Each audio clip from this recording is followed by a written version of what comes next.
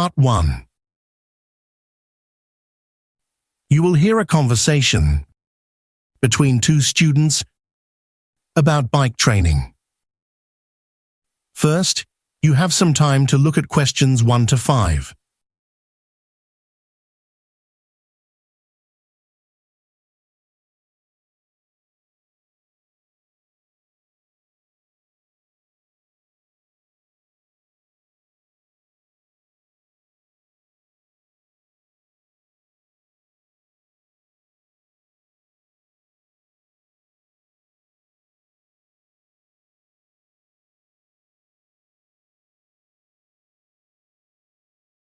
Now listen and answer questions 1 to 5. Hey, Leo. I heard you finally got your motorcycle license. Congrats. Thanks, Emma. I passed just last Thursday. It feels amazing to ride on my own now. I really want to take riding lessons, but I haven't found a training center that offers classes on weekends. I don't want to skip any of my university lectures. The center I went to was fantastic and super accommodating with their timings. It's not far from campus. The address is 84 Baker Lane. That's 84 Baker Lane. Oh, that's ideal. I'm not very confident about navigating through crowded roads. Did your instructor make you practice in the city or mostly in quieter areas? He insisted that I experience both to become a capable rider. We usually started downtown and then moved east beyond the suburbs. Sounds like he's a good instructor. Could you share his contact info so I can get in touch? Sure. My cousin's colleague Peter Morris recommended him to me. His name is Brian Fletcher. Can you spell the last name for me? Fletcher.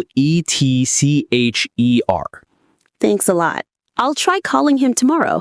I'm torn between learning on a manual or an automatic bike. How did you choose? I had the same dilemma. Eventually, I went with a manual bike. Once you learn that, it's easy to ride an automatic too, though most people seem to prefer automatic bikes these days. All right. I think I'll go with a manual one too. Hopefully, he can schedule me for evening lessons after class. It would actually be better if you could take lessons during the day. It's much easier to focus when there's plenty of daylight. Nighttime riding is trickier unless you're already confident. That's a bit annoying. I was hoping to avoid weekend sessions, but you're right. Safety should come first. Before you hear the rest of the conversation, you have some time to look at questions 6 to 10.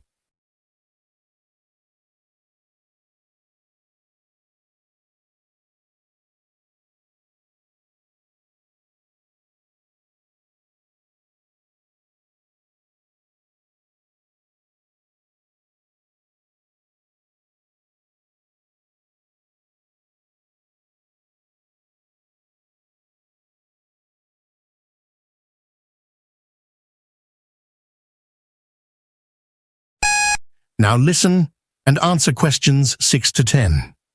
Speaking of which, it's best to begin learning in springtime. Riding in harsh weather like storms or heavy fog is dangerous for beginners, so you should definitely start when it's dry and bright. Oh, that's good, actually. That gives me some time to put aside money for the lessons. I know what you mean. I had to do part-time work for quite a while before I saved enough, but it was all worth it once I had my license. Everything about it is so pricey. How much did it cost you altogether? Each 40-minute session was $45, and the final licensing test cost me $70. Altogether, I think I spent about $450. Wow, that's a lot. Was the test really tough? Not really. The examiner was calm and encouraging. I knew I'd have to demonstrate a couple of turning techniques during the test, so I made sure to practice those a lot.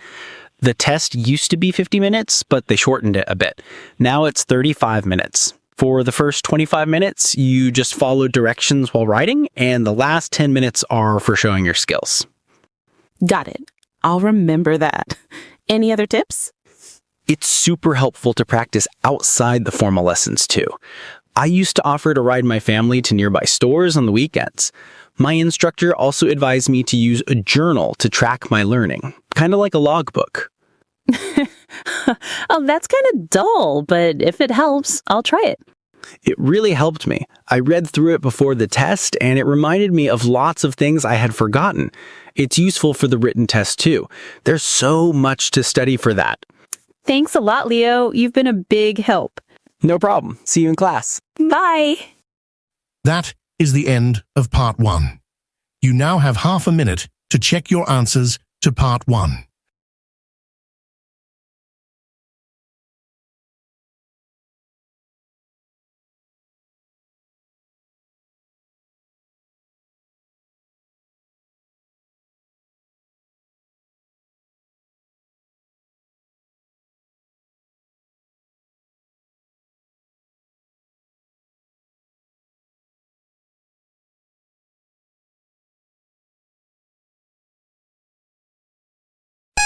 Part 2. You will hear a speaker giving a short introduction and tour of a famous historical site. First, you have some time to look at questions 11 to 15.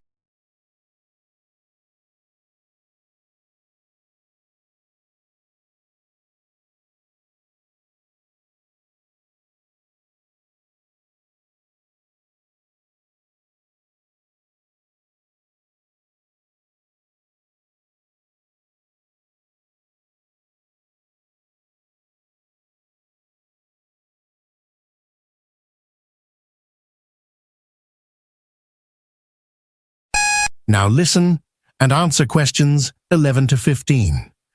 Good morning, everyone, and welcome to Eagle Crest. Before you head off to explore, I'd like to share a short introduction to the history of the site. Don't worry, it won't take long. Let's get started. Eagle Crest is the most visited tourist destination in North Carolina and showcases the faces of 4 significant historical leaders: Benjamin Franklin, Alexander Hamilton, John Adams, and James Madison. Each face stands 20 meters tall, which is taller than stacking 12 average adults on top of each other. The artist originally intended to carve the leaders down to their waists, but due to a shortage of financial resources, the project had to end earlier than planned. In total, it cost the government $2 million for the creation of the carvings at Eagle Crest. Before the monument was sculpted, the hill was just plain stone and woods, attracting only a handful of rock climbers every year. The addition of the monument has transformed Eagle Crest into a powerful emblem of leadership and has been featured in literature and other cultural pieces. One of the primary goals of the project was to attract tourists, and it has succeeded tremendously, now drawing over 2.5 million visitors annually. At first, the artist wanted to engrave the faces into a group of stone spires known locally as the Fingers, but he quickly realized that those formations were too weathered and fragile to hold such a heavy structure. He decided instead on Eagle Crest because of its majestic presence and sunlit rock faces, which get the best exposure to sunlight all day due to their southwest-facing position.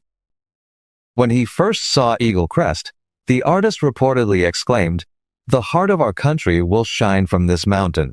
The origin of the name Eagle Crest is quite fascinating. The area was initially called the Five Elders, but during a research trip in 1890, the peak was renamed after Harold D. Eagle, a well-known lawyer from Chicago who joked that his yearly expeditions to the peak should earn him naming rights. 45 years after the renaming, Harold D. Eagle contributed $6,000 toward the carving of the leaders' faces, the largest private donation. The carving began in 1930 and was completed after 8 years, remarkably with 0 injuries. That concludes our historical overview. If you're interested in learning more, feel free to ask questions or dive into the details with one of our informative guidebooks. Before you hear the rest of the conversation, you have some time to look at questions 16 to 20.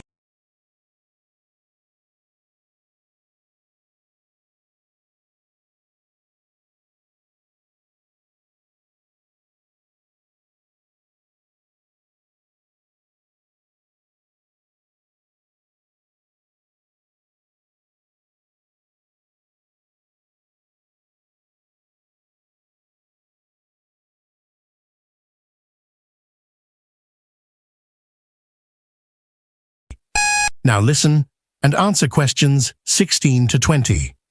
Now, I'll walk you through the site map to help you get your bearings and make the most of your visit. We're currently at the main gate, which is clearly marked with the arrow on the diagram. If you follow the trail up to our left, you will reach the orientation hall. There's a photo station where you can take a picture with Eagle Crest in the background for just $12, a fantastic keepsake. Straight ahead is the food station where you'll find refreshments like freshly brewed coffee, herbal infusions, a range of cold beverages, and snacks. Be sure to stay hydrated as the sun can be intense here. To our right, not far up the trail, is the souvenir shop. You can purchase copies of the guidebook there, and it's also a great place to grab unique gifts for yourself and others. Now, further up the trail behind the souvenir shop is a large granite building housing a craft studio. This is where all our souvenirs are handmade. You can find them for sale in the shop I mentioned earlier. Some pieces are even sculpted from fragments of stone sourced directly from Eagle Crest. If you continue along the trail past the studio, you'll come to our high-tech exhibition hall, where maps of the various walking routes around the site are available. Now, for the highlight of the tour, keep walking beyond the exhibition hall and take the path leading up to the left. This will bring you to a camp. From there, you'll get the most spectacular view of Eagle Crest, truly an unforgettable sight. All right, if anyone would prefer a guided tour, I'll be starting one shortly from the orientation hall. Please follow me if you're interested. That is the end of Part 2. You now have half a minute to check your answers to Part 2.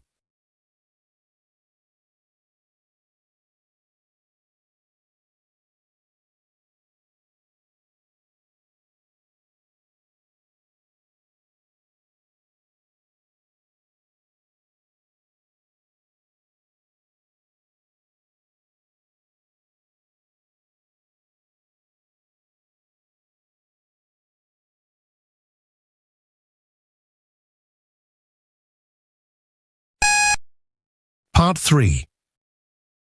You will hear a student speaking with a university professor about course options and career plans. First, you have some time to look at questions 21 to 25.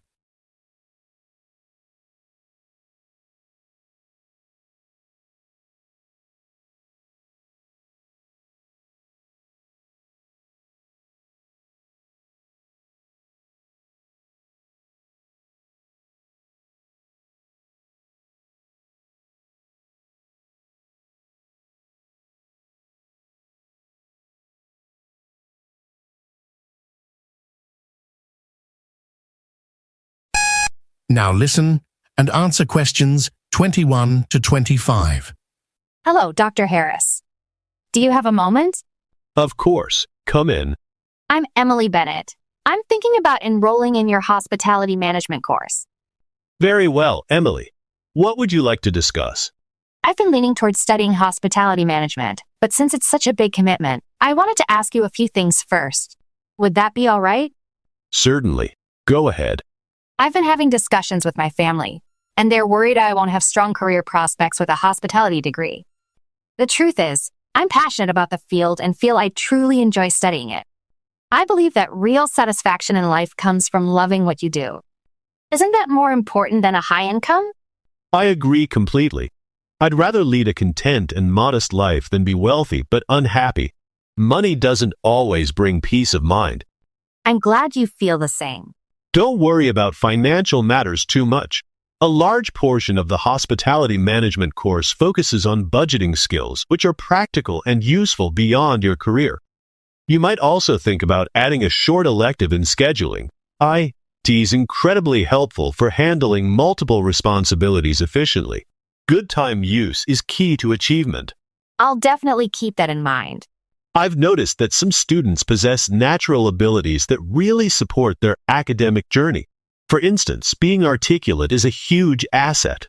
What would you say your strengths are? I've always enjoyed algebra and tackling number puzzles, though I find data analysis a bit tricky. That said, I'm independent and proactive. I trust my judgment and tend to take action without waiting on others. That's an excellent trait and would benefit you greatly in the hospitality program. That's reassuring to hear. I'd suggest doing some background reading about the course. Many people who aren't informed suggest that hospitality is losing relevance, but if you review recent reports, you'll find the opposite is true. The field has actually expanded as society grows more interested in events and customer service. Have you looked into technical colleges as an option? Yes, I did. I was drawn to the modular setup they offer, though this university doesn't provide that format. My budget is tight, so I was glad to learn that tuition here is relatively low. I even considered a seasonal program to save costs and have time for part-time work. But the full university experience is something I really want. I think the campus environment would be a great fit for you. Before you hear the rest of the conversation, you have some time to look at questions 26 to 30.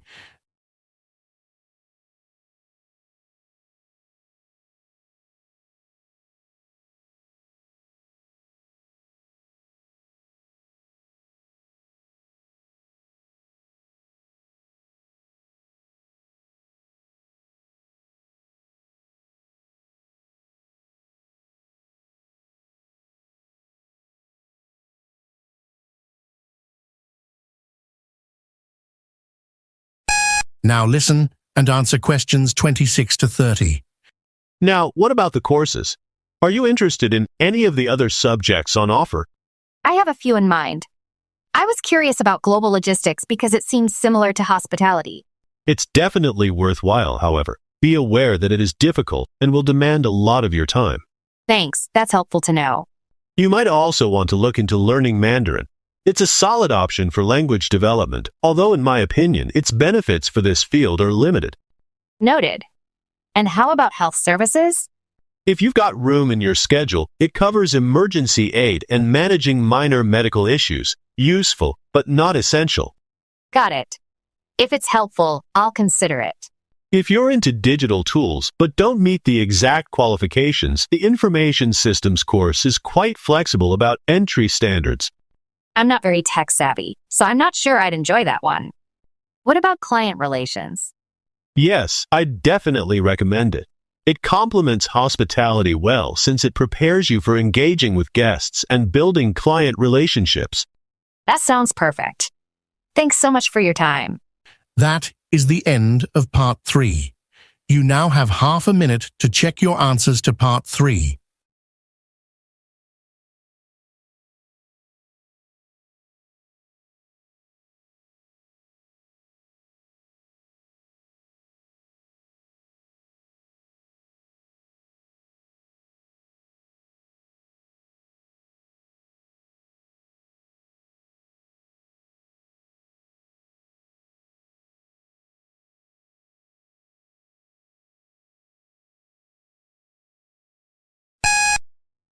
Part 4. You will listen a lecture on business management, discussing subcontracting practices and employee engagement at a company called RLS Solutions. First, you have some time to look at questions 31 to 40.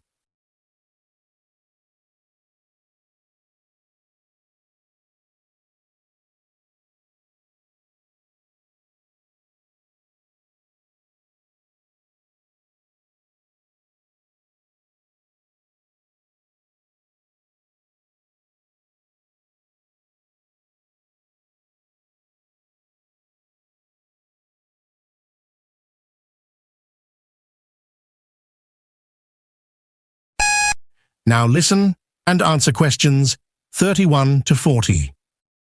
Welcome, class, to the first lecture in our series on corporate strategies in today's economy, led by me, Dr. Colin Mayer. In today's session, we'll explore the concept of operational subcontracting, using RLS Solutions as our primary case example. For those of you unfamiliar with this strategy, let me briefly explain. Operational subcontracting is the process through which one firm delegates specific business tasks to an external partner. This often occurs from a European company to a service provider based in a developing economy, with the aim of significantly reducing expenses through lower labor costs abroad and potentially enhancing service standards. Our featured case today is RLS Solutions, a company situated in the Philippines that handles subcontracted operations from European firms. The head of RLS Solutions is a man named Naveen Joshi, who has personally established a set of guiding principles that shape the workplace culture. According to him, the most essential value is fostering an environment in which every team member feels empowered to express their views regarding company procedures. In other words, he wanted to build a collaborative workplace. To maintain high performance among the employees of RLS Solutions, a performance-based rating scheme has been implemented, which promotes diligence and rewards achievement. This evaluation is determined through several metrics, including volume of output, punctuality, and accuracy. At the end of each month, Joshi shares these ratings on a company intranet, where team members can view their own scores and compare them with others. A sense of friendly rivalry has arisen through this system, resulting in noticeable improvements in productivity and revenue generation throughout the company. Joshi also considered it vital to employ individuals from a wide range of cultural backgrounds in order to create an inclusive company image that would attract prospective clients in various regions. This cultural inclusivity has not only led to an 8% rise in external contracting opportunities, but also significantly enhanced internal company dynamics. A level of openness and mutual respect has now taken root, something that previously was lacking. Based on employee feedback surveys, the new policies have markedly improved staff morale and satisfaction levels, ultimately leading to a 29% boost in the company's earnings. These outcomes are indeed commendable and highlight the effectiveness of Joshi's initiatives at RLS Solutions. In a recent piece published in the Financial Herald, he remarked, "The data speaks for itself. Our system delivers results." When questioned on what advice he might give to other firms looking to enhance their operational efficiency, he said, "It's straightforward. A company must not see itself as a single body of indistinct roles, but rather as an organism where each unit is crucial to overall health. I suggest that the motto by which her management operates will be employee first." Numerous advantages have arisen from these shifts in management approach, such as a major drop in employee resignation rates. This singular development has resolved several issues that had previously hampered the company's expansion. Many of these advancements came from understanding that the solutions do not always have to be generated internally. They can originate from external sources.